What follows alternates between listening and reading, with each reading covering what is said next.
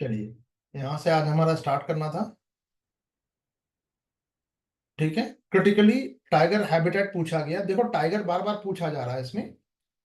आरक्षित जो क्षेत्रों में, अब देखिए इसकी हिंदी का लैंग्वेज देखिए। कांतिक बाघ आवास, या इंग्लिश में दे दोगे, क्या दिक्कत है ना। क्रिटिकल टाइगर हैबिटेट है, उसमें सबसे बड़ा क्षेत्र किसका है? कॉमन सेंस वाला क्वेश्चन था। नागार्जुन सागर, श्रीशैलम, आंध्र प्रदेश का है। ठीक है, अगर एरिया वाइज बात कर रहे हैं, अब इस टॉपिक को थोड़ा सा इसके पेरिफेरल पे जाते हैं थोड़ा सा। ठीक है, तेलंगाना और आंध्र प्रदेश के 5 जिलों में फैला हुआ है। तेलंगाना भी इंक्लूड आ जाएगा। ठीक है, चलिए, भारत का लार्जेस्ट टाइगर रिजर्व है। और ये क्षेत्र ये जो पूरा जो टाइगर रिजर्व जो है, ये नल्ला मलाई हिल्स में स्थित है। नल्ला मलाई हिल्स के कुछ फीचर्स अगर आप चाहें तो ज्योग्राफी में कर सकते हैं, अलग से चाहें तो आप इसको लिख सकते हैं। अब हर चीज का डिटेल देने जाऊंगा तो यार 10,000 पेज हो जाएगा, है ना। अगर आपको लगता है ज्योग्राफी की पार्ट में, तो आप उसको बिल्कुल कर सकते हैं। नल्ला मलाई, अन्ना मलाई, ठीक है, जावदी, शेवराय, ये सब नाम तो याद ही होगा आप लोगों को, ऐसा उम्मीद कर रहा हूं मैं। ठीक है, चलिए, प्रोजेक्ट टाइगर की बात कर रहे हैं तो 19। अच्छा, इसकी स्थापना कब हुई है? तो 78 में हुई है। ठीक है, 83 में इसको शामिल किया गया है टाइगर प्रोजेक्ट में। टाइगर प्रोजेक्ट कब स्टार्ट हुआ है? 73, 1973। ठीक है, चलिए, बाद में इसका नाम बदल कर दिया गया, Rajiv Gandhi wildlife sanctuary कर दिया गया 92 में। वाटर बॉडी की बात करें अगर हम, वाटर बॉडीज में जल निकाय की, तो दो, जो कोई भी वाटर बॉडीज का देखिएगा, जनरल पर्पस के लिए मल्टीपर्पस यूज होगा उसका। ठीक है, रिवाइवर्स के लिए होता है। श्रीशैलम एक है आपका है, और दूसरा है नागार्जुन सागर डैम, जिससे कि वहां के आसपास के इलाकों में पानी की सप्लाई होती है। और ये बेसिन किस में आता है? ये है आपका कृष्णा रिवर में। कृष्णा, गोदावरी, कावेरी। ठीक है, ड्रेनेज सिस्टम करके जाइएगा, बार बार कह रहा हूं, ज्योग्राफी में एक क्वेश्चन हमेशा मिलेगा आपको, ड्रेनेज पैटर्न से मिलना ही है। चलिए, वेजिटेशन की बात करें तो देखो,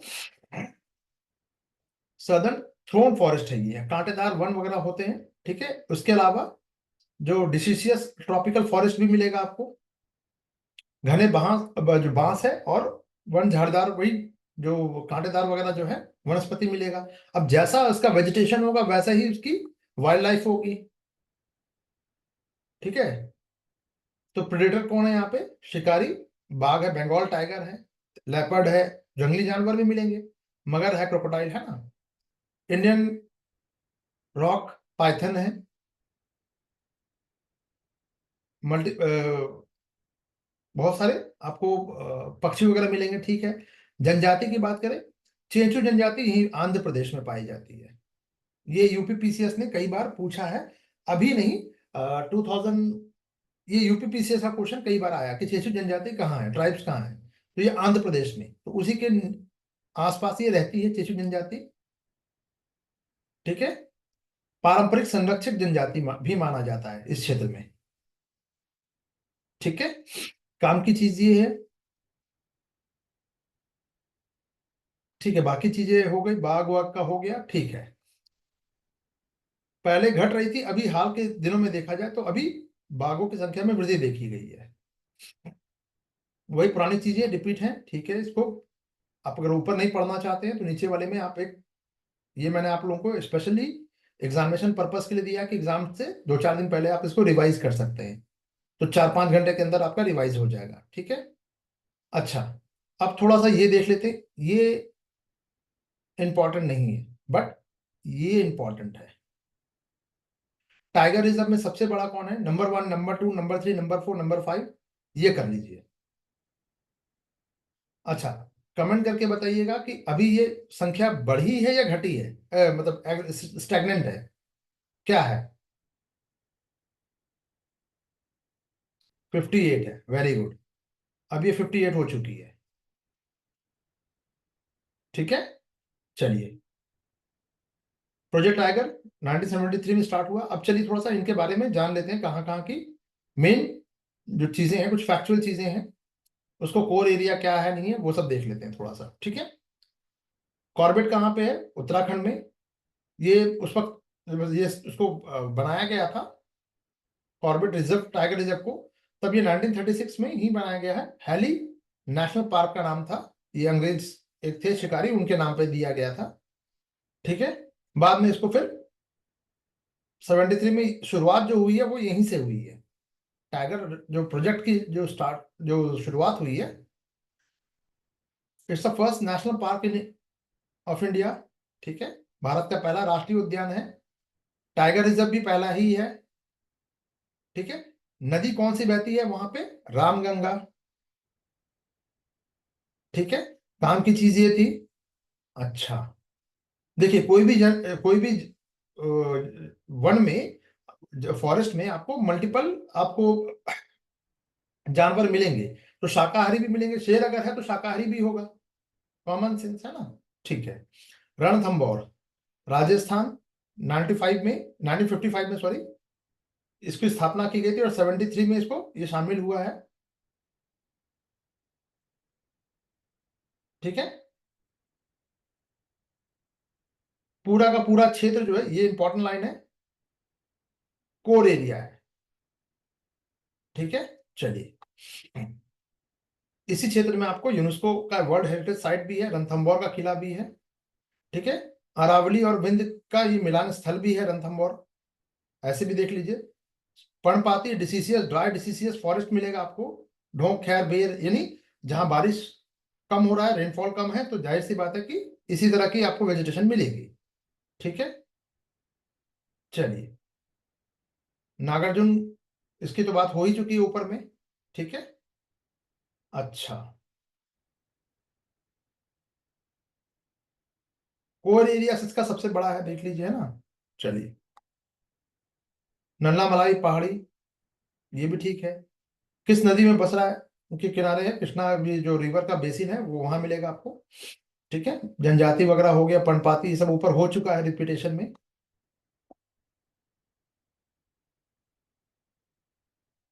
श्री शैलम टेम्पल आपको यहाँ मिलेगा, ये इंपॉर्टेंट हो गया।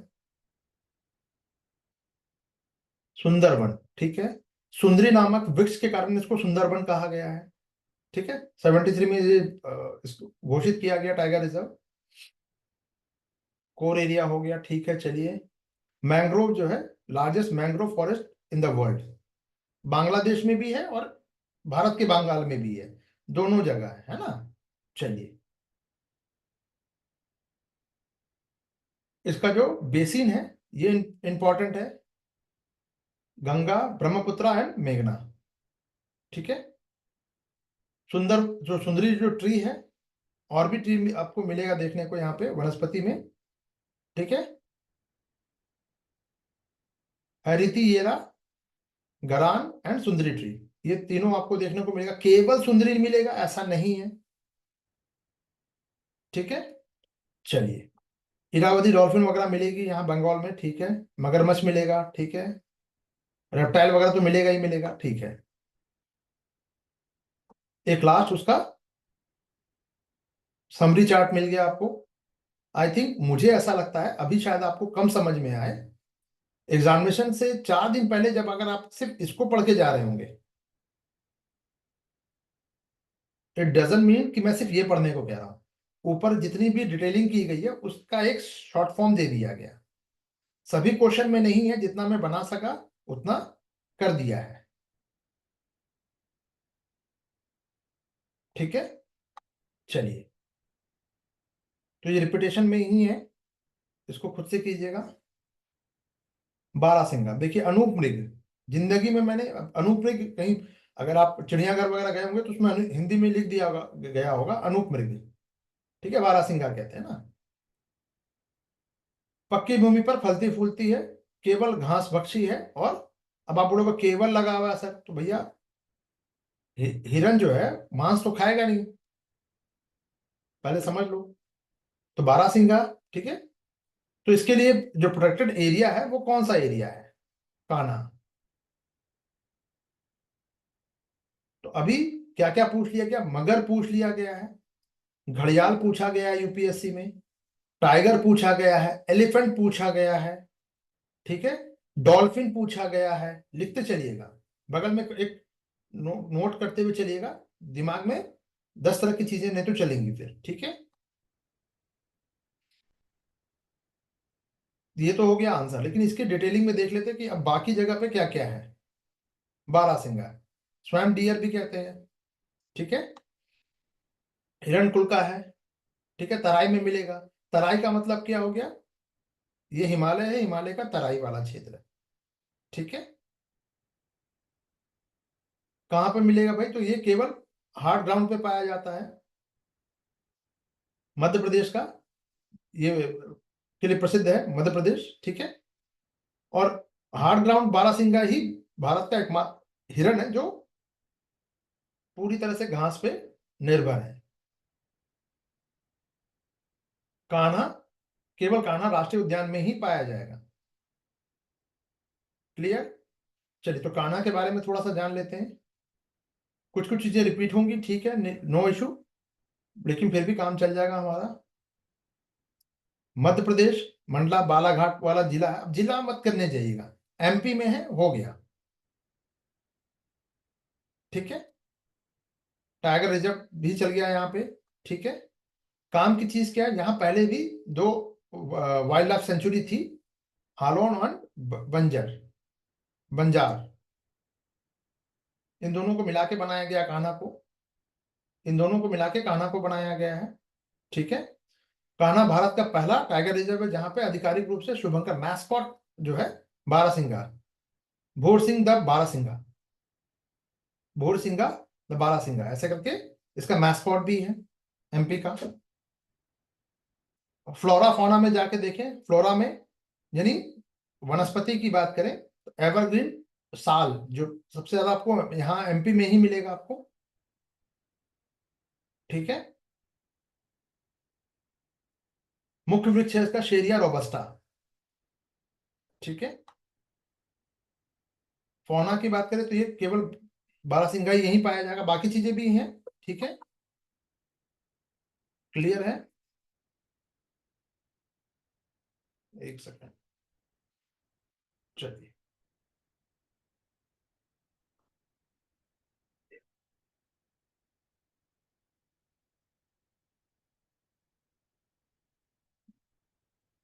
हम्म। तो कान्हा अपनी प्राकृतिक सुंदरता के लिए, ठीक है, सभी हो गया, जंगल सफारी भी आयोजित होती है वहां पे, ठीक है। गौंड और बैगा जो ट्राइब्स है वो वहां पे निवास करती है, ये काम की चीज है, काम खत्म। क्या नाम है, मोहित कुमार। पूरा पढ़ना है या सिर्फ अंडरलाइन पढ़ना है, मैंने आपको क्या बताया है। चलिए, लास्ट टाइम में एग्जामिनेशन से 2-4 दिन पहले आप क्या कर सकते हैं, अंडरलाइन पर डिपेंड हो सकते हैं, ठीक है। चलिए, इसका मतलब ये नहीं कि अभी ही डिपेंडेंट हो गए, मुझे बोलने में भी डर लगता है इसलिए रिकॉर्डिंग में दे रहा हूं। चलिए, मानस की बात कर ले। मानस ये 90 में घोषित हुआ, राष्ट्रीय नेशनल पार्क बनाया गया है इसको, ठीक है। 85 में ये वर्ल्ड हेरिटेज साइट पहले ही घोषित हो गया था। बायो, उसके पहले ये क्या था, 89 में इसको, 85 के बाद 89 में इसको बायो रिजर्व घोषित किया गया, फिर नेशनल पार्क बना दिया गया। काम की चीज देख रहे हैं कैसे घूम रहा है। पहले ये इस जो एरिया था, 85 में इसको घोषित किया गया, वर्ल्ड हेरिटेज साइट घोषित किया गया। 89 में इसको बायोस्फीयर रिजर्व कर दिया गया, फिर 90 में इसको नेशनल पार्क घोषित कर दिया गया। नेशनल पार्क बड़ा स्टेटस है, ठीक है। तो मानस रिवर के नाम पे इसको लिया गया है, असम का है, ठीक है। यहाँ भी बारहसिंगा में, लेकिन असमिया बारहसिंगा का निवास स्थान है यहाँ पे। और भी प्राणी दुर्लभ कई स्पीशीज आपको यहाँ मिलेंगे, ठीक है। लेकिन हार्ड ग्राउंड वाला तो केवल एमपी में पाया जाएगा, ठीक है। मुद्दुमलाई, वापस आइए,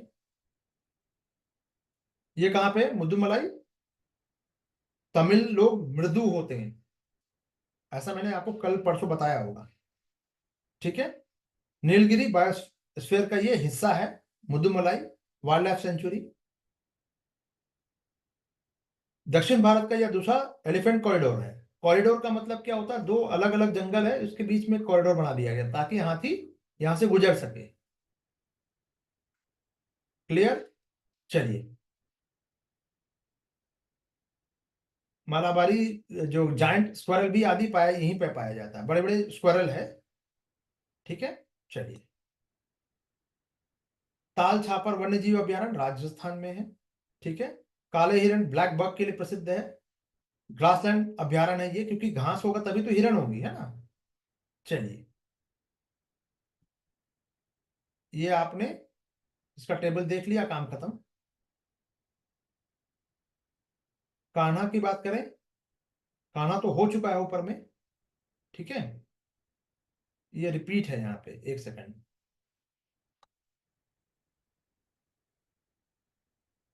अरे यार, ये तो रिपीट हुआ है, फिर से रिपीट ही हो गया यहाँ पे।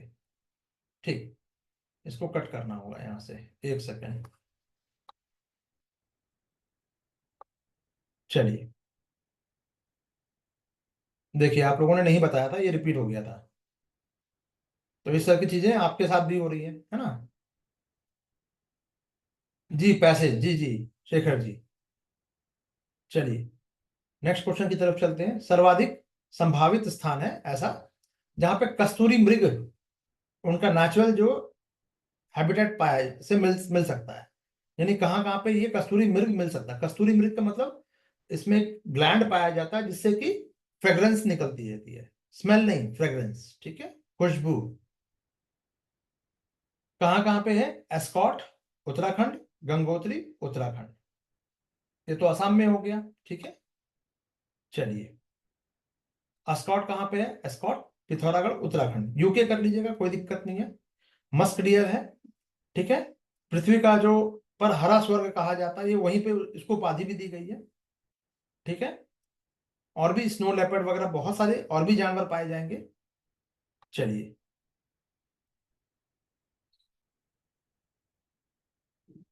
गंगोत्री उत्तराखंड। ठीक है। गंगा नदी के उद्गम स्थल पर ही है, इसका धार्मिक महत्व भी है। भागीरथी नदी से ये क्या जो ऊपरी जल ग्रहण क्षेत्र है ये। वनस्पति की बात करें तो चीन जो भी हाईएस्ट पॉइंट पे, अब आप थोड़ा कॉमन सेंस लगाइए। अब आती है बात रट्टाफिकेशन को छोड़कर कॉमन सेंस। जैसे जैसे हाइट ग्रो करती जाएगी, ऐसे तो हाइट ग्रो नहीं करेगी ना, पर्वत की ऊंचाई वाला स्थान तो ऐसे ही जाएगा। तो ट्री की लाइन क्या होगी?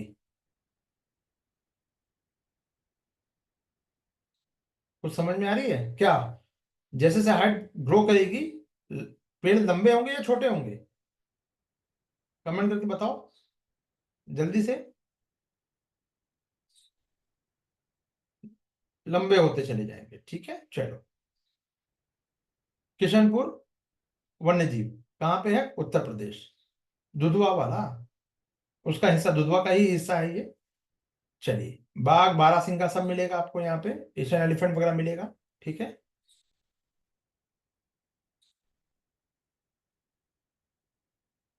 अब देखिए, कॉमन सेंस क्या था? कस्तूरी मृग पूछा था, और वो हाई हाईएस्ट पॉइंट पर मिलेगा। ये आपका हिमालयन क्षेत्र, ये तो तराई वाला क्षेत्र है, हाईएस्ट पॉइंट है नहीं उत्तर प्रदेश, तो यहां नहीं मिलेगा, सीधी सी बात है। मानस की बात करें, मानस 90 में बना। ठीक है, ये कहाँ पे? आसाम में है।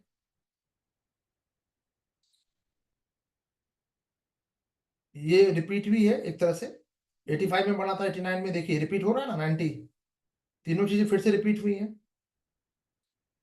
लेकिन बार बार अगर आप, जी गुलाब शाह जी, तो बार बार अगर आप उसको ये कर रहे हैं, रिपीट, रिवीजन में ही इनकॉर्पोरेट होता चला जाएगा। ठीक है ना। चलो, असम में क्या मिलेगा आपको? वन हॉर्न जो राइनोसोरस है वो मिलेगा, एक सिंग वाला। गोल्डन लंगूर भी वहीं मिल रहा है आपको। ठीक है। चलिए, अब कस्तूरी मृग के बारे में थोड़ा सा जान लेते हैं यार।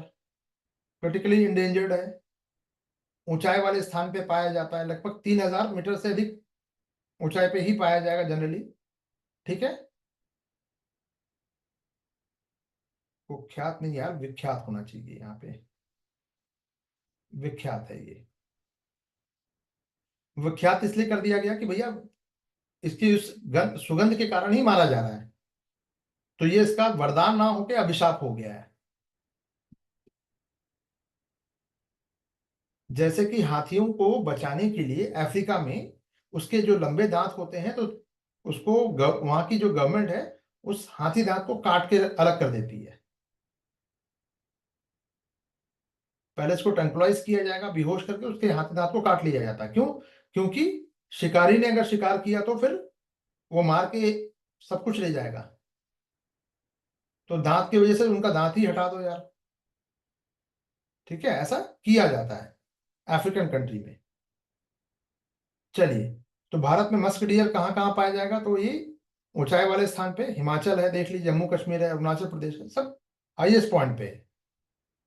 ठीक है, चलिए, रिपीटेशन में ही है, फ्लोरा फौना हो गया, ठीक है, सारी चीजें हो चुकी हैं। ये देखिए, ये भी रिपीट है पूरा,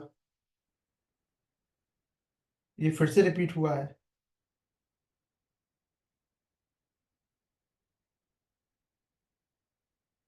अरे, ये फिर से कैसे आ गया? मैंने कल तो ठीक करके भेजा था ना। अच्छा, ये मैं पुराना वाला ही पढ़ा रहा हूँ, ओके ओके ओके। गुलाब शाह अलवी जी, मैंने भेजा था आप लोगों को या नहीं, पहले ये बताइए मुझे। Page number B 97, okay. आप लोगों को सेंड किया था मैंने इसका ठीक करने के बाद।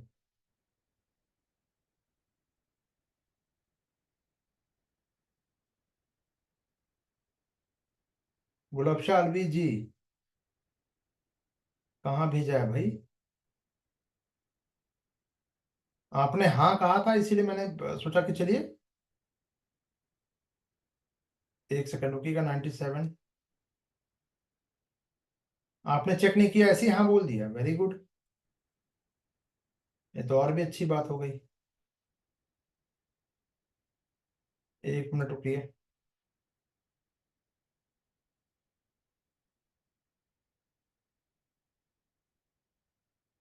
एक सेकंड रुकिएगा।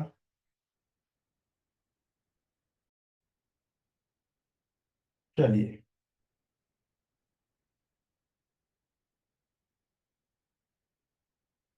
ग्रुप में शेयर कर दिया है आप लोगों को। ठीक है, अभी भी चेंज हुआ है कि नहीं ये? नहीं नहीं, ये, एक मिनट।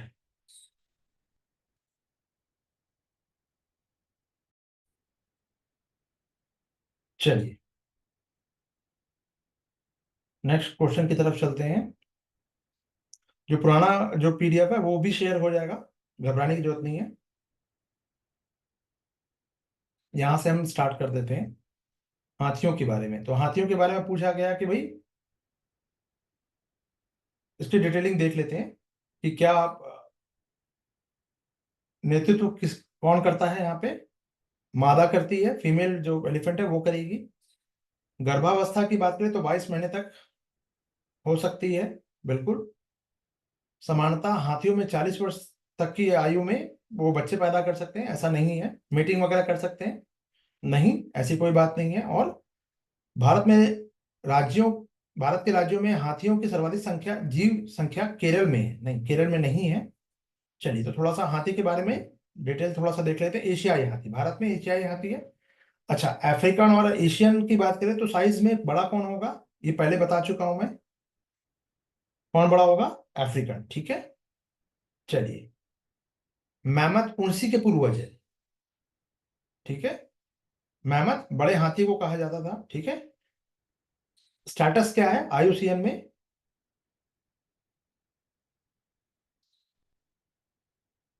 जी शेखर जी, इंडेंजर्ड में है आईयूसीएन में। साइट के परिशिष्ट में ये क्या है? वन में रखा गया, यानी कि अंतर्राष्ट्रीय व्यापार इस पर इस प्रतिबंध लगाया गया है। इंडियन जो लॉ है 1972 का, जो उसमें शेड्यूल 1 में इसको रखा गया है, यानी कि उच्चतम स्तर पर इसको संरक्षण प्राप्त है। ठीक है। हाथियों की बात करें तो ये भारत, नेपाल, भूटान सब जगह पाया जाएगा, श्रीलंकाई हाथी भी। केवल श्रीलंकाई हाथी केवल श्रीलंका में ही पाया जाएगा, ये भी ध्यान रखिएगा, थोड़ा फीचर अलग होता है। सुमात्रन हाथी केवल इंडोनेशिया के सुमात्रा द्वीप पे पाया जाएगा, इसके भी फीचर्स कुछ अलग हैं, इसीलिए उनको सुमात्रन नाम अलग नाम दिया गया है। ठीक है, व्यवहार की बात करें तो ये मातृसत्तात्मक होते हैं। ठीक है, झुंड में रहेंगे, 19 घंटे ये भोजन खाने में ही बेसिकली जो व्यतीत करते हैं, और 150 किलो यानी 150 किलोग्राम इसको भोजन चाहिए डेली। Very good. तो किसी को बर्बाद करना हो तो हाथी गिफ्ट कर दो, है ना। चलो, पानी की बात करें तो ये लगभग कितना पानी इनको चाहिए चाहिए, तो नदी के आसपास वाला एरिया तो रहना ही चाहिए कम से कम। झुंड में रहेंगे, ठीक है, भोजन लेने, पानी पीने और संवाद करने में करते हैं झुंड का प्रयोग, है ना, सूंड का उपयोग, सॉरी झुंड का नहीं, सूंड का उपयोग। चलिए, 4 से 5 साल में एक बच्चे को जन्म देगी आमतौर पर। ठीक है, अच्छा, और क्या काम कीजिए, गज यात्रा अभियान भारत सरकार ने चलाया संरक्षण के लिए, और एलिफेंट प्रोजेक्ट 1992 वाला। ठीक है, हाथी से संबंधित कुछ हाथी अभ्यारण्य जो है, उत्तराखंड में राजा जी नेशनल पार्क है, नागरहोल कर्नाटका में, पेरियार केरल में, कांजीरंगा नेशनल पार्क जो राइनो के लिए प्रसिद्ध है, वहां हाथी भी पाए जाते हैं। ठीक है, खतरों की बात करें, हाथियों को खतरा किससे है, तो ऑब्वियस है, हैबिटेट डिस्ट्रक्शन की वजह से, उनका जो जंगल काटे जा रहे हैं उसकी वजह से वो रहेंगे कहाँ, 50 गज और 100 गज और 250 गज में तो रह नहीं सकते, है ना। चलिए, ह्यूमन, जब वो, अब मनुष्य ने क्या किया, जंगल काटकर खेती करनी शुरू की, तो वो जब भोजन की कमी होती है तो गन्ना या जो भी फूड ग्रेन वगैरह जो भी प्रोडक्शन है आपका, जो एग्रीकल्चर जो है, उसकी तरफ वो बढ़ेंगे, जाहिर सी बात है। तो कॉन्फ्लिक्ट होता है, और कई बार लोग बम लगा के, बताया था मैंने आप लोगों को, है ना, अवैध शिकार, ये सब इनके इनके ऊपर खतरे हैं। चलिए, भारत में जैव विविधता की बात करने के संदर्भ में, Ceylon frogmouth, coppersmith barbet, grey chin minivet, और व्हाइट थ्रोड रेड स्टाउट, ये सब क्या है। तो कॉमन सेंस, ये भी बहुत इजी क्वेश्चन था, नाम से थोड़ा सा खतरनाक लग रहा होगा, लेकिन बहुत ही इजी, इजी तरीके से आप उसको आइडेंटिफाई कर सकते थे। इजी तरीके से कैसे कर सकते थे, सबसे ज्यादा अगर प्रजाति की अगर हम बात करें, सबसे ज्यादा तो पक्षियों की है, ये ध्यान रखिएगा पहली चीज। ठीक है, पूछ रहा है फ्रॉग माउथ पूछा है, या ग्रे चिन मिनीवेट, अगर आपने देखा होगा, ऐसे समझ लीजिएगा, अगर आप, मैंने आप लोगों को करवाया है उसमें लाल सर वाले ईगल बोल रहा हूँ, गरुड़ की बात की थी हमने, अगर याद हो तो, यूपीएससी ने पूछा भी है, व्हाइट हेड और green grey head, red head, ये सब मैंने करवा रखा है ना, थोड़ा सा सिमिलर मिल जाता था, आराम से आप इसको कर सकते थे। ठीक है, चलिए, तो ये सब पक्षियों की प्रजाति है। अब थोड़ा सा इसके बारे में यूपीएससी ने पूछा है, तो थोड़ा सा देख लेते हैं कैसा है। निशाचर पक्षी है, रात में चलेगा, वल्चर, जी बिल्कुल, नहीं वल्चर नहीं है, वल्चर ही है शायद, हाँ, वल्चर ही है, मेढक जैसा चपटा होगा इसका। ठीक है, श्रीलंका में पाया जाएगा। ठीक है, भारत में अगर हम देखें तो थेटगढ़ पक्षी अभयारण्य जो है, केरल में भी मिलता है। तो कम से कम एक लाइन और मोहित कुमार, थेटगढ़ थट्टेकड जो पक्षी अभयारण्य है, थट्टेकड बर्ड सेंचुरी कहाँ पे है, केरल में, ऐसे भी याद रख सकते हो। तो ये उसके लिए प्रसिद्ध हो गया। ठीक है, इसके अतिरिक्त और भी जगह मिलता है ये। ठीक है, वेस्टर्न घाट में इसका प्राकृतिक आवास माना जाता है, वेस्टर्न घाट इस पक्षी का, सिलोन फ्रॉग माउथ, सिलोन से भी समझ में आ गया कि श्रीलंका में होगा, पुराना नाम है। सारे देखिए, पक्षी का नाम लिया, पक्षियां लड़ने लगे, देखिए आके, आवाज सुनाई दे रही है आप लोगों को, बुरी तरह से लड़ रहे हैं ये लोग, सुनाई दे रहा है किसी को। जी देखो, मेरी क्लास को डिस्टर्ब करने के लिए सारे पक्षी आ गए हैं आज। चलिए, आयुसीएन में, अरे यार, अगर आप लोगों को आ रही है तो कम ही आ रही होगी। एक मिनट रुकिए, मैं इसको भगा के आता हूँ।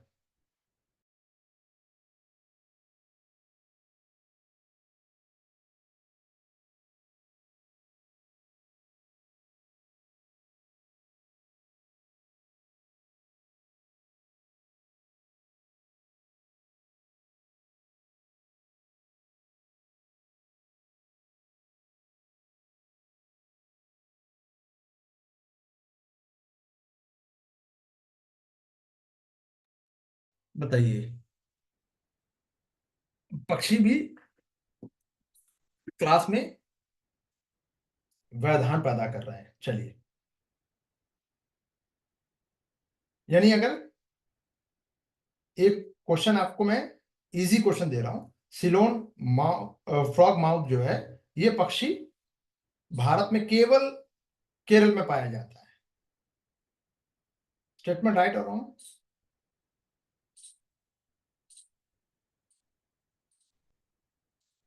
राइट और रॉन्ग जल्दी से बताओ।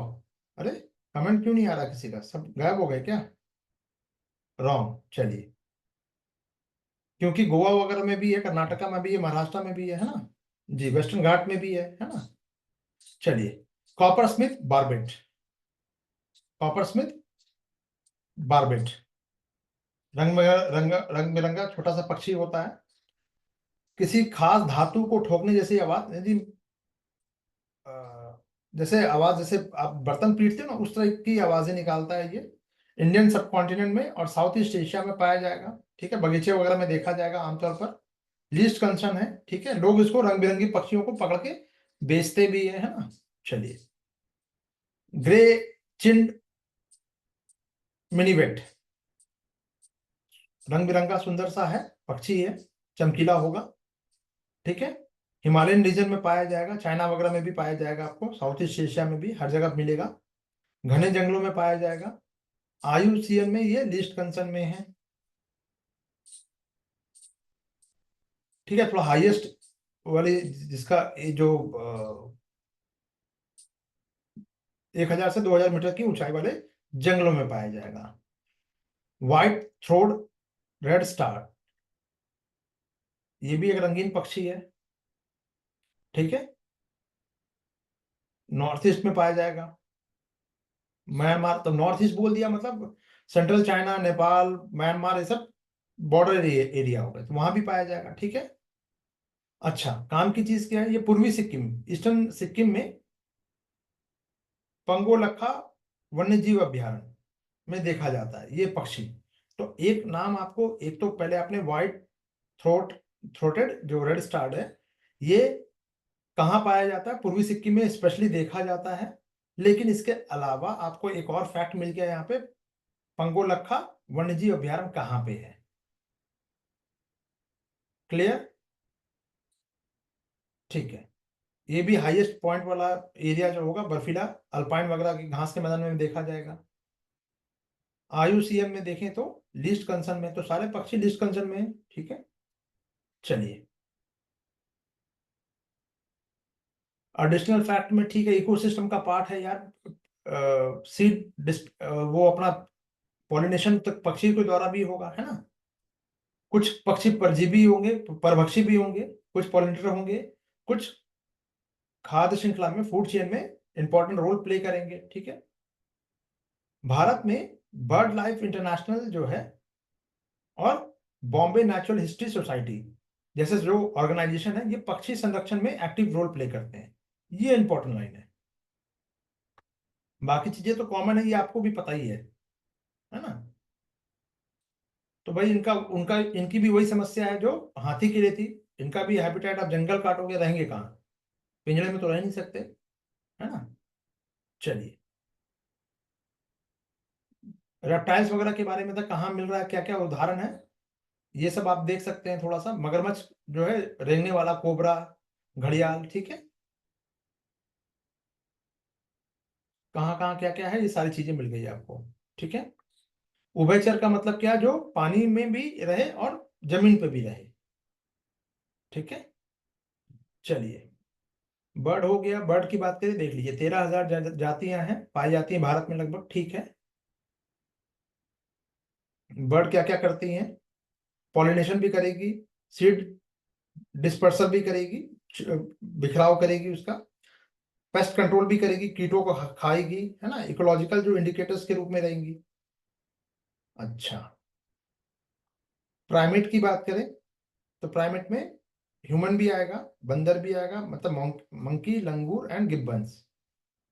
अमूमन हम सबको लंगूर या बंदर कह देते हैं। लंगूर को भी बंदर, काले मुंह वाला, उसको भी हम बंदर कह देते हैं। गिब्बन को भी हम बंदर ही कह देते हैं, जबकि ऐसा नहीं है। ठीक है, चलिए। हाथ पर देखिए, इनकी विशेषता क्या है? इनके हाथ और पैर पकड़ने की योग्यता होती है। इनका मस्तिष्क अपेक्षाकृत बड़ा होता है। ठीक है,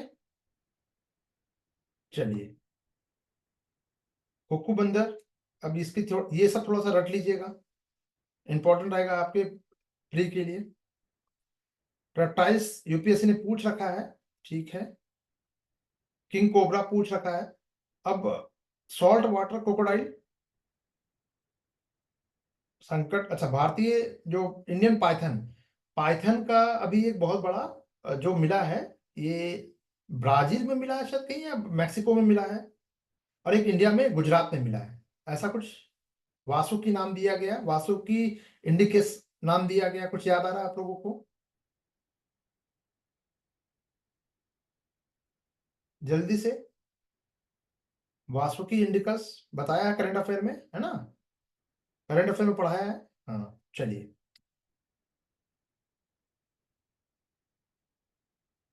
हम्म, पर्पल फ्रॉग, इसका ये सब देख लीजिएगा। कौन कौन, इसको थोड़ा रखना पड़ेगा। संकटग्रस्त कौन सा है? तो गोल्डन है भाई, तो गोल्डन ऐसे दिमाग में बैठाइए कि गोल्डन फ्रॉग है, तो संकटग्रस्त ही होगा, क्योंकि गोल्ड कलर का है। कोई भी उठा के लेके जाने की कोशिश में रहेगा, है ना, इस टाइप से। चलिए।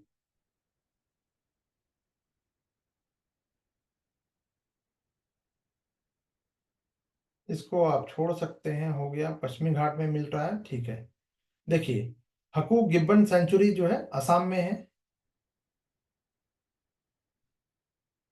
ठीक है, एक परियोजना चल रही है पश्चिमी घाट में, उभयचर संरक्षण शोध परियोजना। दो चीज और देख सकते हैं इसको। 19 पे आते हैं, तो 2019 का। अब इसमें जरा सा देख लेते हैं। भारत में कार्बोफ्यूरिन, मेथिल पैराथियोन, फॉरेट और ट्राई एजोफॉस के इस्तेमाल को आशंका से देखा जाता है। यानी कुल मिला के ये रसायन है। तो ये रसायन किस रूप में इस्तेमाल किए जाते हैं? ऑब्वियस है यार, दिमाग थोड़ा सा लगाओगे तो काम चल जाता है कि भाई ये सब पेप्टिसाइड है। ठीक है, अच्छा। अब थोड़ा सा आप इसको मैं देख लेता हूँ। ठीक है, पेप्टिसाइड में कहाँ कहाँ क्या क्या यूज हो रहा है। ठीक है, इसका तो एक ऑप्शन हो गया। कीटनाशक की बात करें, तो कीटनाशक के लिए यूज हो रहा है। ठीक है, और कीटनाशक रसायन होते हैं, ठीक है, फंगी, बैक्टीरिया, इंसेक्ट्स और प्लांट डिजीज को मारने में काम आएगा। ठीक है, चलिए। एक तो मारने में आता है, दूसरा एक और रसायन है जो उसके प्लांट्स के ग्रो में काम आता है। दोनों चीजें हैं, ये याद रखिएगा। कुछ रसायन जो है, जैसे कि मोलिस्का साइडस जो है, घोंघे वगैरह जो है, मोलस्का मोलस्का वर्ग जो है, स्लग, इस तरह के मोलस्का को नियंत्रित करते हैं। मोलस्का इसे ही निकला हुआ है ना। कवकनाशी, फंगाई सिडाइसिस जिसको कहते हैं, ये कवक और के बीजाणु को घुसने से रोकती है, और खतरनाक कवकों का ये मैनेजमेंट करती है, यानी इसको पौधे में फंगस नहीं लगेगा। कुल मिला के शाकनाशी क्या है? ये खरपतवार को नियंत्रित करेगी। कवकनाशी अलग है, शाकनाशी अलग है। ठीक है, कंट्रोल कौन करेगा कीटनाशकों को? के संबंध में गाइडलाइन वगैरह जारी करने का काम, कोई भी अगर आप पेप्टिसाइड बना रहे हैं तो वो ये मंत्रालय के अंतर्गत वो रजिस्टर्ड होना चाहिए। ठीक है। किसी भी तरह का अगर आपको संरक्षण करना है या फिर भंडारण करना है, ये सारा चीज का परमिशन आपको उसके लिए रजिस्टर्ड होना चाहिए। नहीं, रजिस्टर्ड का मतलब पंजीकृत होना चाहिए, है ना। चलिए,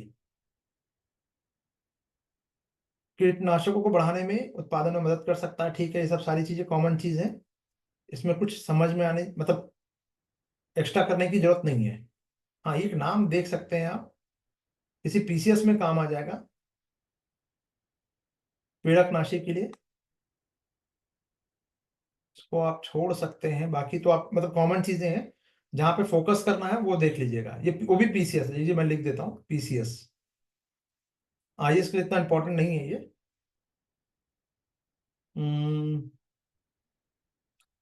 सोडियम बेंजोएट, ठीक है। अब देखिए, प्रिजर्वेटिव जो अगर हम यूज करते हैं, उसमें कौन कौन से रसायन जो है यूज किए जाते हैं। जैसे अचार वगैरह हुआ तो सोडियम बेंजोइक जो है हम अचार के लिए यूज करते हैं। ठीक है। पोटेशियम सोर्बेट है। नाइट्रस और नाइट्रेस और नाइट्रस जो है ये मांस उत्पादन में खराब वराब ना हो तो इसके लिए छिड़का जाता है। सिट्रिक एसिड जो है प्राकृतिक जो प्रिजर्वेटिव है, बेसिकली खट्टे फलों में, संतरा है, नींबू है, ठीक है, मिलेगा आपको। फल को पकाने में, आम या केला को अगर पका रहे हैं तो इथेफॉन वगैरह, एसिटिलीन वगैरह हुआ, है ना, कैल्शियम कार्बाइड से बनती है। ठीक है।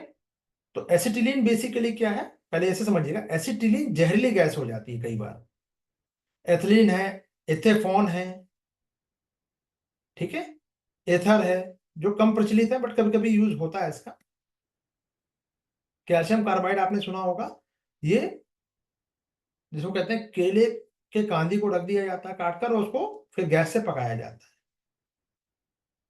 तो कैल्शियम कार्बाइड हानिकारक होते हैं ना, क्योंकि इसमें आर्सेनिक और फॉस्फिन गैस निकलती है, इसलिए इसको अब यूज नहीं किया जाता। अभी जगह ऐसा नहीं यूज नहीं किया तो कहीं कहीं यूज करते हैं। ठीक है। चलिए,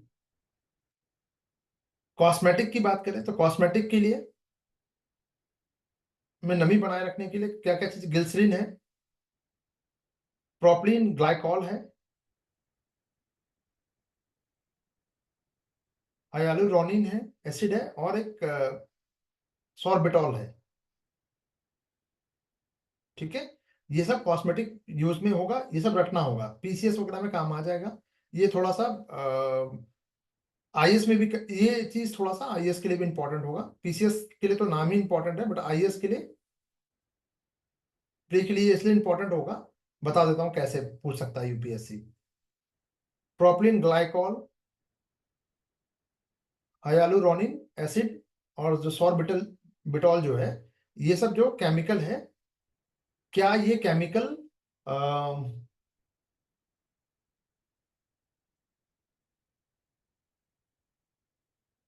वो जो लेयर है यार, कौन सा, ओजोन लेयर को नुकसान पहुंचाने में रिस्पॉन्सिबल हो सकते हैं।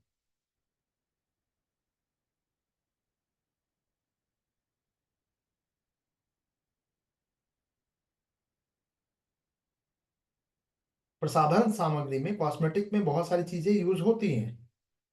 और आपको पता है कि कॉस्मेटिक में, पहली बात सुन लीजिए, कॉस्मेटिक में क्या होता है, बहुत सारे जैसे कि फोम का गद्दा या कॉस्मेटिक में ऐसे ऐसे केमिकल मिलाए जाते हैं जो आपके जो ओजोन लेयर है उसको कम करते हैं। जैसे फ्रिज है या एसी वगैरह का जो गैस है उससे रिलीज जो हो रहा है वो हो रहा है। एक बार जरा सा इसको देख लीजिएगा, मुझे लगता है कि ये होता है।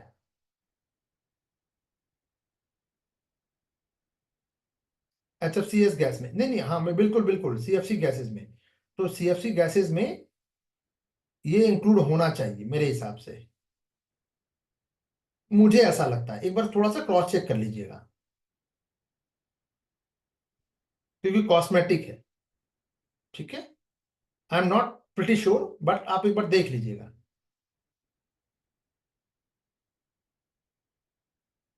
ठीक है। चलिए, बहुत सारी चीजें इसीलिए मैंने बार बार कहा ना, जैसे गुलाबशाह अलवी जी ने एक, मैं आपको लीक से हट के बता रहा हूँ, गुलाबशाह अलवी जी ने एक वो भेजा था मुझे आज। देखिए, मैं आपको व्हाट्सएप से ही बता दे रहा हूँ, उन्होंने एक फोटो भेजी थी मुझे। रुकिए, ये नहीं, एक और फोटो है। रुकिए, मैं आपको फोटो भी शेयर कर रहा हूँ। एक सेकंड, एक सेकंड।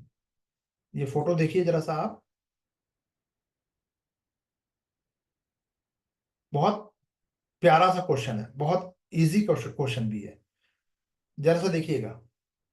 मैं ये नहीं बताऊंगा कि क्वेश्चन क्या है, मतलब ये इसके क्वेश्चन आंसर है जो भी है। इसको हम देखते हैं। यही वाला क्वेश्चन था, एक मिनट रुकिएगा। नहीं, ये नहीं, एक और क्वेश्चन है। एक सेकंड, एक सेकंड। जलाशय, हाँ ये वाला क्वेश्चन था, ठीक है। ये क्वेश्चन आप लोगों को दिख रहा है। उर्वरकों का प्रयोग, जो अंधाधुंध प्रयोग के बारे में क्या प्रभाव है पूछा गया है। तो मिट्टी और जल में प्रदूषकों की वृद्धि होती है, तो ये अंधाधुंध अगर प्रयोग कीजिएगा तो उर्वरकों का यूज कीजिएगा तो आराम से, ये नुकसानदायक है, बिल्कुल सही बात, सही है। मिट्टी में अपघटकों या सूक्ष्म जीवों का विनाश हो जाता है, ज्यादा आप फर्टिलाइजर यूज कीजिएगा तो ये कीड़े मर जाएंगे, बिल्कुल सही बात। जलाशयों में पोषण का संवर्धन, पोषकों का संवर्धन होगा, ये क्यों होगा। उर्वरकों से क्या ऐसा होगा, पोषकों का संवर्धन होता है, बिल्कुल नहीं होगा।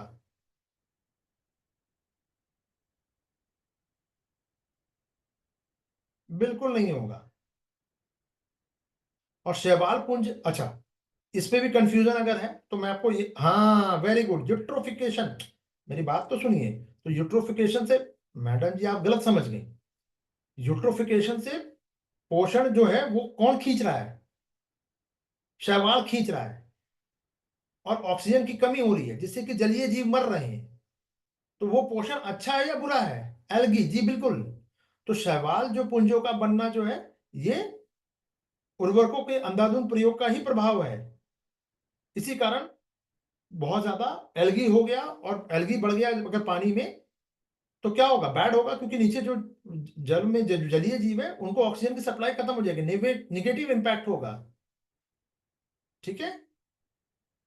चलिए, अब आप लोगों को एक पहले बताया था, अभी फिर से एक, मुझे ऐसा लगता है, शेखर जी इसको अन्यथा नहीं लीजिएगा, मुझे ऐसा लगता है, जरूरी नहीं है कि मैं सही हूं, लेकिन आप लोगों के 2 घंटे के प्रयास से आपके 5 से 7 क्वेश्चन बढ़ जाएंगे। ये एक ट्रिक बता रहा हूं आप लोगों को। आप लोग इसको करके देख लीजिएगा एक बार। ठीक है। जितने भी आप लोगों के सी सैट के क्वेश्चन है, सी सैट में कॉम्प्रीहेंशन, मैं क्या बोल रहा हूं सुनिएगा। सी सैट में कॉम्प्रीहेंशन, कॉम्प्रीहेंशन में अगर आइदर, इधर, अगर वो क्वेश्चन आया, वो जो टॉपिक है वो इन्वायरमेंट से रिलेटेड हो, या पॉल्यूशन से हो, डिसीजन मेकिंग होगा, एक अलग चीज है वो। कोई अगर आपके सब्जेक्ट से, मैटर से रिलेटेड अगर वो टॉपिक है, तो उसमें आप देख लीजिएगा, जैसे कि 2019 का एक क्वेश्चन था, मैं आपको वो क्वेश्चन भी, गुलाब शालवी जी अगर आप मुझे व्हाट्सअप कर सके तो मैं वो क्वेश्चन ही दिखा दूंगा जिस पर हमने बात की थी। गोल्डन चमगादड़ एंड गिब्बन के बारे में बात हुई थी, 2019 का क्वेश्चन नंबर 3, अगर आप कर सके तो।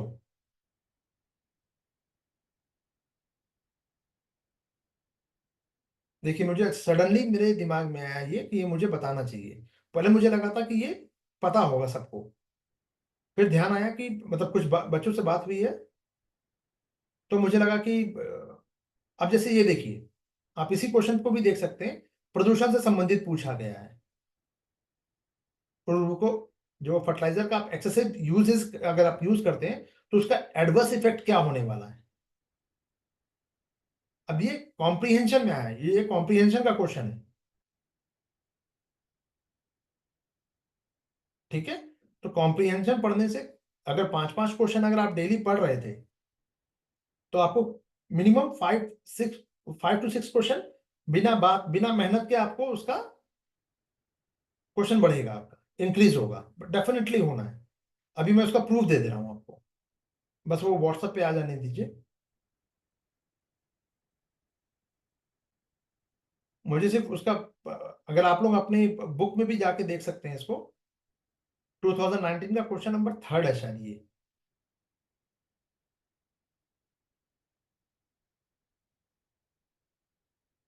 क्योंकि मेरे पास बुक नहीं है,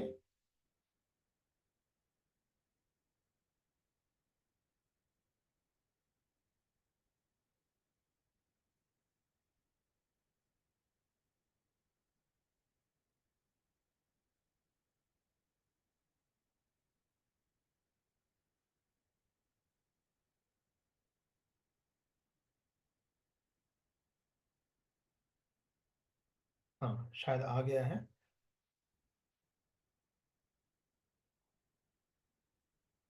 चलिए बहुत अच्छा तो नहीं है, लेकिन आप फिर भी देख लीजिए। यहाँ पे एक वर्ड आपको दिखेगा फर्स्ट, यहाँ पे ये मैं इसको, एक मिनट, यहाँ से दिख जाएगा, हाँ ठीक है। ये चमगादड़ दिख रहा है, 2019 का क्वेश्चन है ये सी सेट का। चमगादड़ पूछा गया है एक। आपको इसे पकड़ने की बात बता रहा हूँ, ये देखिए चमगादड़ है ना। दूसरा पूछा गया है ओरेंगुटान पूछा गया है। और पूछा क्या गया, 5 उंगलियां होती हैं, पकड़ मजबूत होती है, मनुष्य की तरह होती है, कुल्हाड़ी से जुड़ी हुई होती है, कलाई के यूज किया जा, वो अपना यूज कर लेता है। क्या ये क्वेश्चन ओरेंगुटान का क्वेश्चन पूछा है यूपीएससी ने? 19 का क्वेश्चन है, जल्दी से कमेंट करके बताइए किस किस साल पूछा है।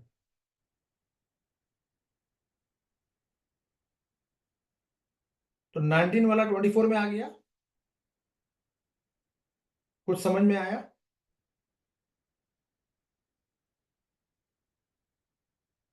तो आप लोग इसको जा जाके कुछ कुछ जो जीव जंतु है इसी टाइप का कुछ देख लीजिएगा। ठीक है, मेरे पास अगर पीडीएफ वगैरह ऐसा कुछ होगा तो मैं आप लोगों को वो करके दे दूंगा। बट मेरे भरोसे मत बैठिए, क्योंकि मेरे पास काम बहुत ज्यादा है अभी, है ना। एज मच एज पॉसिबल मैं चाह रहा हूं कि आप लोगों का काम बन जाए, ठीक है। चलिए, इसको आप लोग कर सकते हैं, जो जो जो लोग मेहनत करना चाहते हैं बिल्कुल उनसे हो जाएगा, और जो लोग नहीं चाहते हैं उनसे नहीं होगा। ठीक है, चलिए नेक्स्ट क्वेश्चन की तरफ आते हैं। निम्नलिखित किसके में से किसके संदर्भ में ताप अपघटन और प्लाज्मा गैसीकरण शब्दों का यूज हो रहा है? अब देखिएगा, ताप अपघटन, प्लाज्मा गैसीकरण शब्द कहाँ पे यूज होगा? वेस्ट मैनेजमेंट में ही होगा ना बॉस। ताप मतलब अपघटन की बात हो रहा है, टुकड़ों में तोड़ने की बात हो रही, तो अपशिष्ट को जलाओगे तभी तो होगा ना। वेस्ट को जलाओगे तभी तो आप उससे एनर्जी जनरेट कर सकते हो, यही तो है।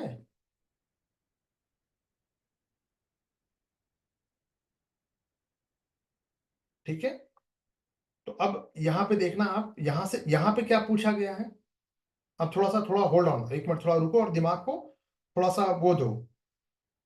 सॉलिड वेस्ट मैनेजमेंट पूछा जा रहा है। अब इससे संबंधित कुछ टेक्नोलॉजी अगर आ रही है, आप उसको, उसके नाम देख सकते हो, कोई पीसीएस वगैरह में एक बार पूछा भी गया है। इंसाइजर कहते हैं उसको, कूड़े जलाना, इंसाइजर।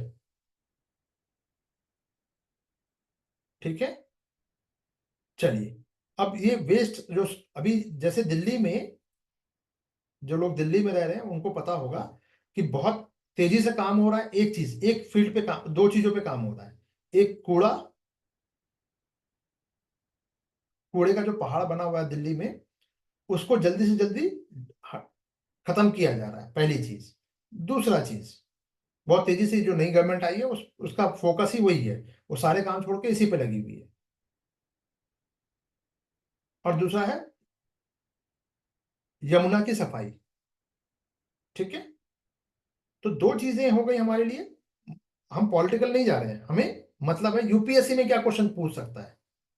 तो सॉलिड वेस्ट से, हाँ, तो सॉलिड वेस्ट जो ये है, इससे कौन कौन सी गैसेस रिलीज हो रही है, या कौन कौन से हम जो हार्मफुल केमिकल है वो वहां से रिलीज हो रहे हैं, वो आपको देखना है। तो वेस्ट, जो सॉलिड वेस्ट मैनेजमेंट है, उसको आपको ध्यान में रखना होगा, यूपीएससी इस बार पूछेगी। तो वेस्ट मैनेजमेंट यहां से सवाल बनेगा इस बार। ये लीजिए, मैं लिख के दे रहा हूं, क्योंकि दिल्ली के भी प्रोफेसर वगैरह तो बैठेंगे ना क्वेश्चन प्रिपेयर करने के लिए। तो आपको क्या लगता है कि वो ये नहीं देख पा रहे होंगे? बिल्कुल देख पाएंगे। ठीक है, चलिए, इस तरह के, अगर आप ये देखिएगा, पायरोलिसिस की बात हो रही है। इसका इसका नाम जो है ना, ये जो आपने देखा ताप अपघटन, इसको पायरोलिसिस कहते हैं। ठीक है, तो कार्बनिक पदार्थों को हवा में की अनुपस्थिति में तब तक गर्म किया जाएगा, यानी हवा उससे हटा ली जाएगी, वैक्यूम कर दिया जाएगा पूरा, और उसको इतना गर्म किया जाएगा कि उसको उससे फिर सिन गैस जनरेट होगी।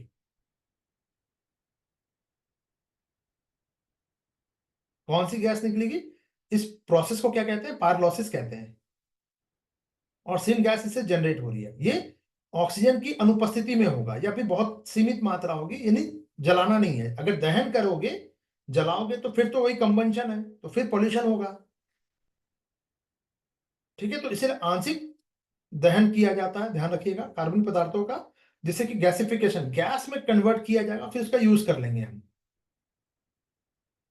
ठीक है, तो पायरोलिसिस से कौन कौन सी गैस जो प्रोड्यूस हो रही है?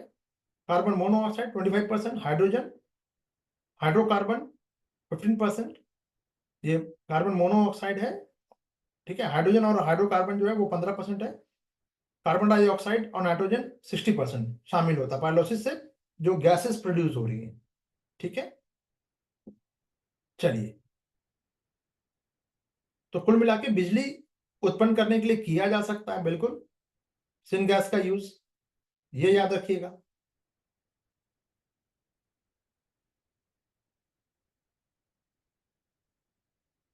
चलिए, तो अब ये जो पायरोलिसिस एक बहुमुखी प्रक्रिया है। ठीक है, अपशिष्ट पदार्थ जैसे कि प्लास्टिक है, टायर है, बायोमास है, उसको ट्रीटमेंट करने के लिए किया जाता है। ठीक है, सभी आ जाएगा। यूज की बात करें हम, तो ये ईंधन बनाने में या फिर वही बिजली उत्पादन में किया जा सकता है। खाना बनाने के गैस में यूज हो सकता है, ये भी हो सकता है, बट ठीक है, गैसिफाई करने के लिए किया जाएगा। ठीक है, अच्छी बात है। प्लाज्मा का रूप में यूज हो जाएगा। ठीक है, क्लीन गैस है। ठीक है, इसका बिजली उत्पादन में और विभिन्न प्रकार के केमिकल बनाने में भी इसका यूज किया जा सकता है। ठीक है, ये तो हो गई मेन बात है। अब जरा सा इसकी और कुछ मेन चीजें देख लेते हैं। दुर्लभ यानी रेयर, जो extraction of rare earth metal. अब देखिए, यहां से इस बार भी क्वेश्चन रहेगा, ये लीजिए मैं लिख दे रहा हूं, इस टॉपिक से क्वेश्चन इस बार भी रहने वाला है। करंट अफेयर में डिटेल में बताया है मैंने। ठीक है, और इस रेयर अर्थ मेटल में डोमिनेंस किसका है? चाइना का। ठीक है, इसीलिए भारत सरकार क्या चाह रही है? भारत सरकार चाह रही है कि इसकी सप्लाई चेन जो है, हम चाइना पे डोमिनेंस, उसका जो डोमिनेट करता है, उसको खत्म करें। और कैसे खत्म कर सकते हैं? जो मान लीजिए कि 25 तरह के, suppose let us suppose that कि 25 रेयर अर्थ मेटल है, जिसमें कि 16 या 17 जो है चाइना में है। लेकिन ऐसा थोड़ी ना कि 25 के 25 सब सिर्फ चाइना, 17 सिर्फ चाइना में ही होंगे। ये 25 अन्य इलाकों में भी हो सकते हैं, अन्य कंट्री में भी होंगे। तो कल को अगर चाइना ने पीठ दिखाई, तो हम उस रेयर अर्थ मेटल को पहले आइडेंटिफाई करना कि कौन कौन से रेयर अर्थ मेटल है, और हम उसका सप्लाई को अश्योर कर सकें। इसके लिए जो जो कंट्री में उसका स्टोरेज ज्यादा है, हम उससे बात कर ले रहे हैं। क्लियर हो गई बात? समझ में आ गई? ठीक है, चलिए, तो 17 है, अब 25 मैं बता रहा हूं। देखिए, यहाँ 17 तत्वों का समूह है, जिसमें कि इनके नाम है। काम कहाँ आएगा? तो ये इलेक्ट्रॉनिक्स वाले में आएगा, बैटरी वगैरह में, मिसाइल रडार वगैरह में, इलेक्ट्रॉनिक व्हीकल्स है उसमें आएगा, मैग्नेटिक जो एलिमेंट है उसमें भी यूज होगा ये rare earth metal. Lanthanum, cerium या नियोडीमियम जो है, ये सारी चीजें। एक्सट्रैक्शन की बात करें तो माइनिंग करके इसको किया जा सकता है, या सॉल्वेंट एक्सट्रैक्शन भी है, घोल में पहले मिला के फिर उसको अलग करना है ना। तत्वों को स्वच्छ रूप से प्राप्त करना, आयन के द्वारा, आयन एक्सचेंज करके, या बायो ब्लीचिंग करके। यानी बायो ब्लीचिंग कौन करेगा? देखो, ब्लीचिंग तो समझ में आता है कि हम कर रहे हैं, मैन मेड है, लेकिन बायो ब्लीचिंग मतलब प्राकृतिक रूप से होगा, सूक्ष्म जीवों की सहायता से वो एक्सट्रैक्ट किया जाता है। ठीक है, ये लीजिए फिर से आ गए यार। अच्छा, इनको भी क्लास चाहिए यार यूपीएससी की। चलिए, यहीं पे आके लड़ना है इनको। चलिए, चीन में सबसे ज्यादा देखिए वर्चस्व है, डोमिनेट ये करता है। ठीक है, अच्छा, नेचुरल गैस एक्सट्रैक्शन टेक्नोलॉजी की बात करें तो हाइड्रोजन गैस हाइड्रोकार्बन का मिश्रण है। मीथेन इसमें मोस्टली होगा। रॉक शेल में भी पाया जाएगा, कोयले के भंडार वगैरह में, पेट्रोलियम भंडार में यहाँ मिल जाएगा आपको। ठीक है। इसके पेट्रोल को निकालने का तरीका क्या क्या है, टेक्निक की बात हो रही है, तो ये टेक्निक का नाम खाली रट लीजिए।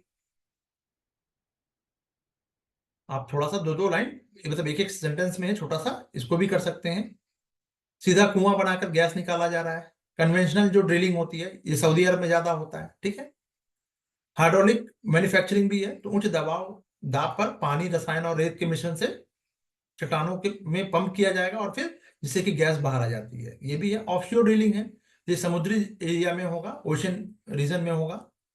एलएनजी की बात करें तो ये तरल गैस को तरल में कन्वर्ट करके किया जाता है। ठीक है। लीजिए, गुलाब जी ने कुछ और भी भेजा है क्या? अच्छा, दो दो भेज दिया था, ठीक है। और भी क्या, और भी था क्या? अच्छा, दोबारा उन्होंने भेजा है, ठीक है, चलिए। चलिए, गुलाब जी को का बहुत बहुत आभार, धन्यवाद। चलिए, पर्यावरणीय चुनौती क्या क्या है। अब एक्सट्रैक्शन करने जाओगे यार तो फिर ये भूजल को प्रदूषित करेगा। फिल्टर जो है वो नेचुरल तरीके से हो रहा है, उसको आपने छेद कर दिया चट्टान में, तो उसके टुकड़े जाएंगे, और बहुत, ये टुकड़ा थोड़ा मोड़ा नहीं होगा, बहुत ज्यादा होगा। मीथेन उत्सर्जन भी होगा। भूकंप का खतरा भी होगा फ्रैकिंग जोन में। अगर आप छेद करते हैं तो आप डिस्टर्ब कर रहे हैं, है ना। चलिए, हाइड्रोजन आधारित जो ऑटोमोबाइल्स है, हाइड्रोजन ईंधन क्या है? हाइड्रोजन को सेल बना के बिजली वगैरह में यूज किया जाएगा, वाहन वगैरह में। ठीक है। जीरो इमिशन है की तकनीक है। कैसे काम करेगा, तो ये हाइड्रोजन गैस को सेल, फ्यूल सेल में पहले भेजा जाएगा, और ऑक्सीजन के साथ इसको रिएक्शन कराकर बिजली उत्पन्न करा ली जाती है। ठीक है। इलेक्ट्रिसिटी जनरेट हो जाएगा और वाहन मोटरों से चलती है फिर। ठीक है। प्रदूषण नहीं होगा, चार्जिंग वगैरह के लिए काम आ जाएगा, जो एनर्जी डेंसिटी है। ठीक है। अभी हाइड्रोजन की बात करें तो ये बहुत महंगा है। और ऑब्वियस से महंगा क्यों है, क्योंकि इसकी सप्लाई कम है। सप्लाई का मतलब टेक्नोलॉजी भी बहुत ज्यादा नहीं है, स्टोर करना बहुत कठिन हो जाता है ना। इंफ्रास्ट्रक्चर अभी बहुत ज्यादा नहीं है, ये सब कुछ कमियां हैं। ठीक है। ये सब भी आप पढ़ सकते हैं। वेस्ट टू एनर्जी टेक्नोलॉजी, ये बता ही दिया आपको कि कचरे से आपको उसको मैनेज करना, कचरा सोना है आज के डेट में। तो दहन के द्वारा, गैसिफिकेशन के द्वारा, पायरोलिसिस के द्वारा, और एना एस्कॉर्बिक जो डाइजेशन है, एनारोबिक डाइजेशन जो है, इसके द्वारा बायोगैस, जैसे जैसे आप गोबर गैस प्लांट है। ठीक है। ये भी हो सकता है उसमें। मीथेन ज्यादा जनरेट होता है, और मीथेन से भी हम काम कर लेंगे अपना। ठीक है। चलिए, फायदे वगैरह क्या है, तो लैंडफिल का दबाव घटेगा। अक्षय ऊर्जा का स्रोत है ये, क्योंकि जितना अक्षय ऊर्जा मतलब कि ये रिन्यूएबल एनर्जी में आ जाएगा। क्यों? क्योंकि कचरा तो डेली ही जनरेट हो रहा है, डे टू डे होगा। ठीक है। अगर टेक्नोलॉजी नहीं है तो चैलेंजेस ये है कि भाई प्रदूषण होगा उससे। ठीक है। और इनिशियल लेवल पे इसके काफी कॉस्टली होगा। सेग्रीगेशन करने की या स्लॉटिंग, जो सेग्रीगेशन की आवश्यकता होगी, यानी कि पहले गीला कूड़ा अलग रखिए, कचरा कूड़ा अलग रखिए। कोई उस कूड़े में जो सूखा कूड़ा है उसमें कहीं बैटरी या कोई इलेक्ट्रॉनिक आइटम नहीं होना चाहिए, नहीं तो मालूम चला विषाक्त गैस निकलेगी। तो पहले उसको भी छांटना जरूरी है। ठीक है। चलिए, आज का अंतिम क्वेश्चन कर लेते हैं जरा सा।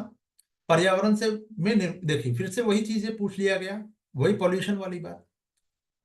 माइक्रोबीट्स के विषय में अत्यधिक चिंता क्यों? माइक्रोबीट्स होता क्या है, तो ये पर्यावरण में निर्मुक्त हो जाने वाली सूक्ष्म कणिकाओं के विषय में क्यों इतना लाइमलाइट में क्यों था ये। तो समुद्री जो इकोसिस्टम है उसके लिए हानिकारक मानी जाती है। क्यों मानी जाती है हानिकारक? क्यों? क्योंकि ये सॉलिड प्लास्टिक होता है। ये कछुआ फंस जाएगा कभी, कभी मछली फंस जाएगी इसमें। ठीक है। तो पॉलिथीन का बना होगा और ये डिजोल्व नहीं होगा, और दिक्कत ये है कि ये डिजोल्व नहीं होगा, है ना। पेट्रोकेमिकल प्लास्टिक जैसे पॉली प्रोपिलीन है, पॉलीस्टायरीन है, इसके बने हो सकते हैं। इसका बहुत सारा प्रोडक्ट, इसका व्यक्तिगत देखभाल के लिए, जैसे टूथपेस्ट है, बायोमेडिकल वगैरह भी है। ठीक है। हर जगह इसका प्रोडक्ट यूज हो जाएगा, हेल्थ साइंस रिसर्च में की यूज हो जाएगा। तो ये प्लास्टिक कण जो है वाटर पॉल्यूशन का कारण, आपने मैंने यूट्यूब पे देखा था, एक स्ट्रॉ जो है, स्ट्रॉ जिससे आप वो जो ड्रिंक पीते हैं ना, कोल्ड ड्रिंक वगैरह वाली जो, वो स्ट्रॉ कछुए के नाक में घुस गया था, और धीरे धीरे वो इतना ठोस हो गया, वो इतना सॉलिड हो गया कि उसको निकालना बहुत मुश्किल हो रहा था। तो कोई उसको खा लेगा, कोई वो फंस गया, भाई उसके हाथ पैर नहीं है ना जानवरों के, कि खुद लग गया तो चलो, चोट लग गया तो खुद से दवा लगा ले, है ना। चलिए, तो माइक्रोबिट्स क्या है, वाटर पॉल्यूशन का कारण बन सकते हैं मीठे पानी में और समुद्री दोनों में, एक्वाटिक एनिमल्स के लिए, या इन्वायरमेंटल हैजार्ड पैदा करते हैं। ठीक है। तो बीआईएस ने, ब्यूरो ऑफ जो इंडियन स्टैंडर्ड है, उन्होंने कॉस्मेटिक प्रोडक्ट, जो प्रोडक्ट है उसके लिए माइक्रोबिट असुरक्षित, अनसेफ के रूप में ये किया कि खाने पर जैसे कई सालों में तो प्लास्टिक अभी भी यूज हो रहा है, उसके लिए बैन लगाने की बात हो रही है, लेकिन बहुत ज्यादा काम इसमें सफलता नहीं मिल पाई अभी। एनजीटी ने कहा है, निर्देश भी दिया है, ठीक है, प्रतिबंध लगाने की मांग की गई थी, सिंगल यूज प्लास्टिक बैन किया गया, फिर से आ गया मार्केट में, है ना। चलिए, तो ये माइक्रोबिट्स सीवेज ट्रीटमेंट प्लांट में फिल्टर नहीं हो पाते, इसीलिए वो आप कितना भी फिल्टर लगाइए, ये नदी नालों में चले जाएंगे। मरीन लाइफ जो है ये इसको इंटेक करेंगे और फिर विषाक्त होंगे, आप उसको खाओगे फिर वो दिक्कत, है ना। मानव स्वास्थ्य के लिए भी खतरा है, क्योंकि फूड चेन में आपने मछली खा ली तो फिर वो आपके अंदर चला गया। तो कई देशों ने माइक्रोबीट्स के यूज पे भी, जैसे अच्छा आप लोगों ने देखा होगा थर्मोकोल का एक जो छोटा छोटा जो बबल्स या बॉल आते हैं,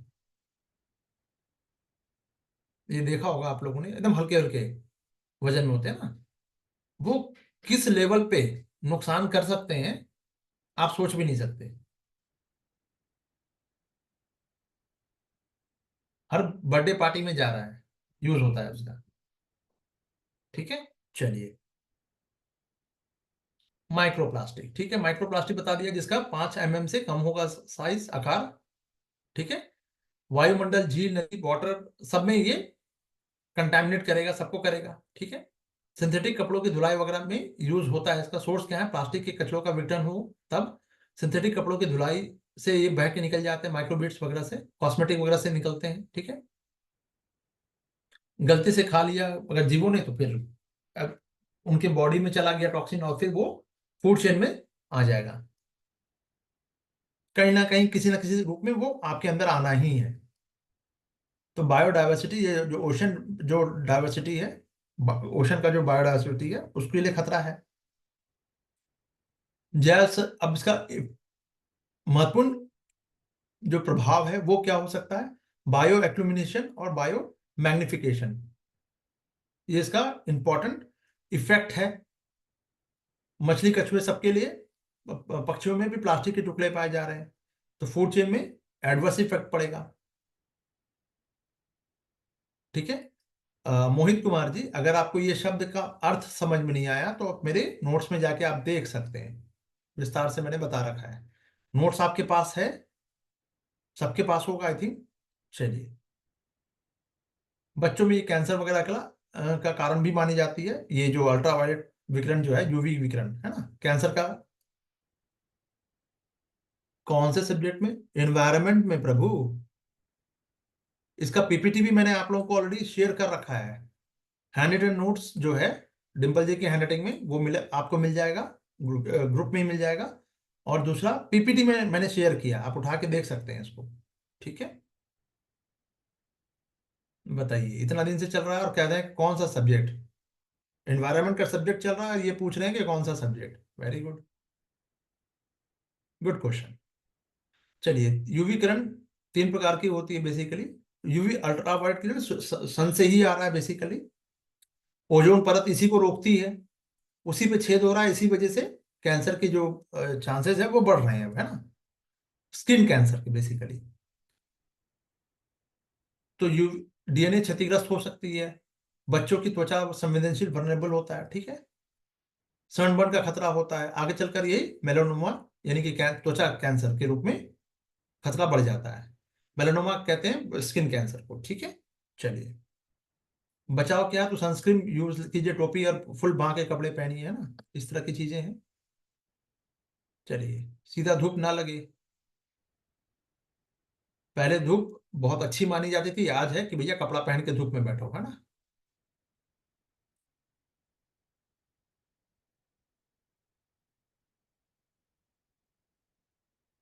सर नोट्स की बात तो हो रही थी, स्किप हो जाता है कभी कभी। अच्छा, ये स्किप पता है क्यों हो जाता है? क्योंकि आपने अभी तक उसको अपना नहीं बनाया है।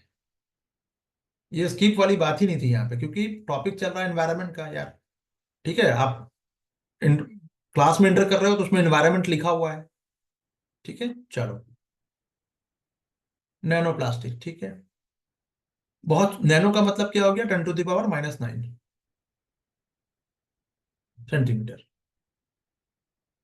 10⁻⁷ मीटर। ठीक है, माइक्रोन से भी 1 माइक्रोन से कम होगा नैनो प्लास्टिक। ठीक है, प्लास्टिक कचरे से, और इसको सूक्ष्म विघटन से भी बनते हैं ये सभी। जल, मिट्टी, वायु, सबको ये इन्फेक्ट करेंगे। ठीक है, सिंचाई के द्वारा पहुंचेंगे, और पौधे इसको एब्जॉर्ब करके, यानी वस्कुलर जो फिनोमिना होता है उससे ये पूरे पौधे में फैल जाएगा। जाइलम के बाद फ्लोएम, है ना। तो फ्लोएम सिस्टम है वेस्कुलर से। भोजन से सीधे, इसका मतलब कि पूरे पौधे में आ गया तो फिर आपके प्लेट में भी आएगा वो। ठीक है, तो खतरा क्या है? माइक्रोबियल इकोलॉजी को, यानी मिट्टी में जो सूक्ष्म जीव है उसको डेंट लगेगा, भाई वो प्लास्टिक नहीं खा सकता ना। चलिए, और जो बचा हुआ है वो नहीं खा पाएगा, जो इंसेक्ट नहीं खा पाएगा तो इनटेक नहीं कर पाएगा, तो प्लांट उसको लेंगे धीरे धीरे करके।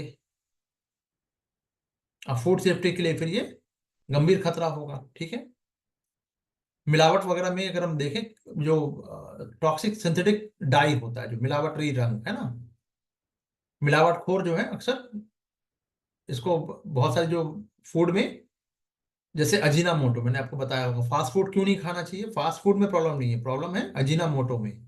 टेस्ट बढ़ाने के लिए आजकल तो लोग चिकन में भी डालते हैं इसको, आजकल मतलब 10-15 सालों से सुन रहा हूँ। मिठाई वगैरह में, फलों में, सब में आपको मिल जाएगा, है ना। मेटालिन और येलो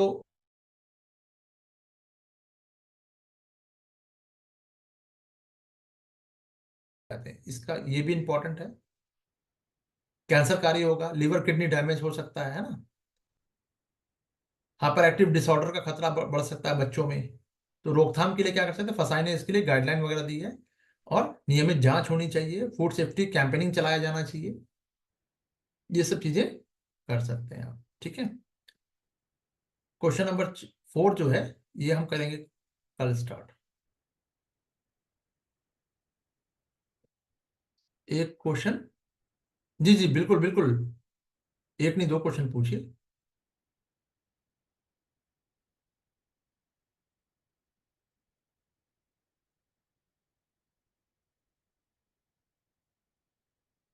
बताइए। जी, सिंथेटिक फ्लेवर, बिल्कुल शेखर जी।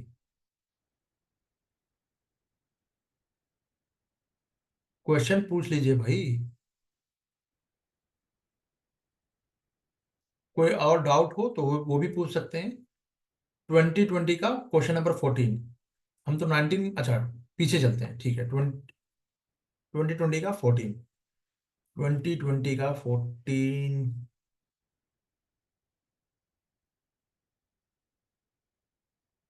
आप क्वेश्चन देख लीजिएगा।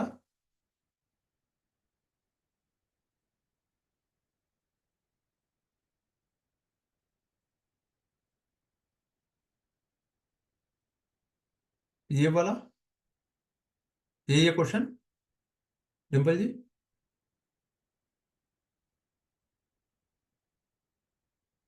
क्वेश्चन यही है ना? बताइए क्या पूछना क्या है इसमें।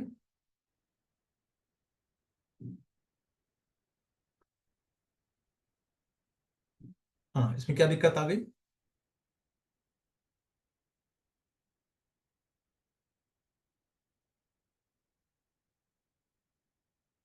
बोल के पूछना है तो बोलिए, मैं माइक ऑन करूंगा। अच्छा, अनम्यूट कर दूं, ठीक है। अनम्यूट, ये लीजिए। बताइए। हेलो। जी बताइए।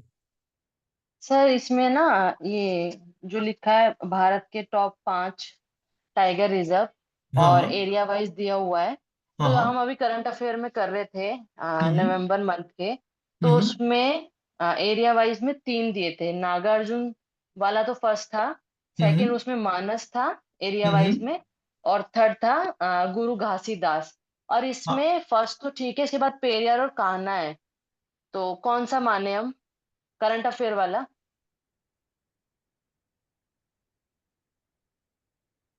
टॉप 5 में अगर आप करंट अफेयर का मानिए, फिर करंट अफेयर में आप मुझे थोड़ा सा वो भी शेयर कर दीजिएगा। करंट हम्म। अफेयर का ज्यादा इंपॉर्टेंट है।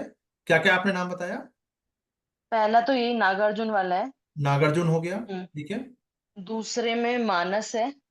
मानस है। हम्म। तीसरे में गुरु घासीदास, तमोर पिंगला वो टाइगर अभी रिजर्व। बना है। सर अभी बना है, पर एरिया वाइज में बता रहे हैं ना, हाँ अभी हाँ, तो वो अब अभी बना है, हाँ, गुरु लेटेस्ट घासीदास। वाला डालेंगे ना सर। ठीक है, छत्तीसगढ़ वाला, ठीक है, हाँ, और? हाँ।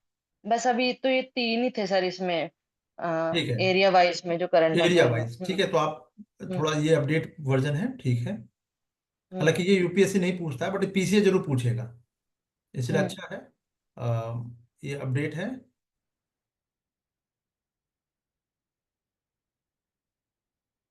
शेखर जी इसको नोट कर लीजिएगा, ठीक है। अब देख लीजिए, एरिया वाइज यहाँ भी दिया गया। अब इसका एरिया अगर क्या करंट अफेयर वाले न्यूज में जो पीडीएफ है उसमें एरिया दिया गया है?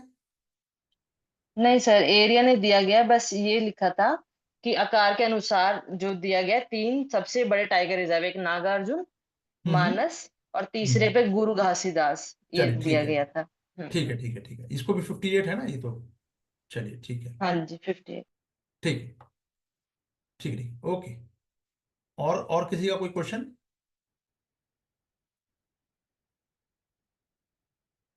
और किसी का कोई क्वेश्चन?